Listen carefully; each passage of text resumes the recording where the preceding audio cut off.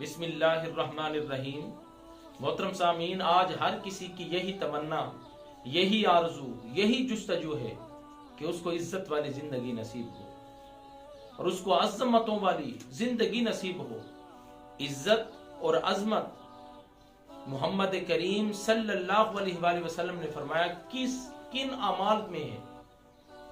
اس حدیث کے راوی حضرت سہل بن سعد رضی اللہ تعالیٰ عنہ ہیں۔ آپ کیا ارشاد فرماتے ہیں کہ جبرائیل امین علیہ السلام جلوہ گر ہوئے، آ کر عرض کی یا رسول اللہ صلی اللہ علیہ وآلہ وسلم، مومن کی جو عزت ہے وہ تہجد کی نماز میں ہے۔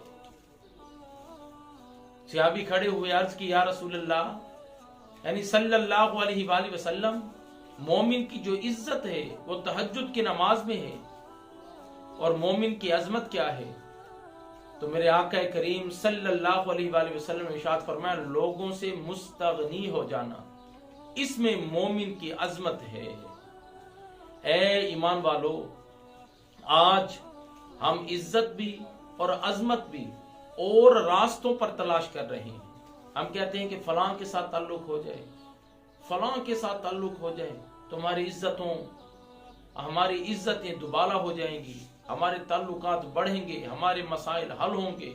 مصطفیٰ کریم صلی اللہ علیہ وسلم نے ارشاد فرمایا لوگوں سے مستغنی ہو جاؤ، اپنا تعلق رب سے جوڑ لو، اللہ تمہارے مسائل کو حل فرمائے گا۔ مولا ہم سب کو ان اعمال کے اوپر عمل کرنے کی توفیق عطا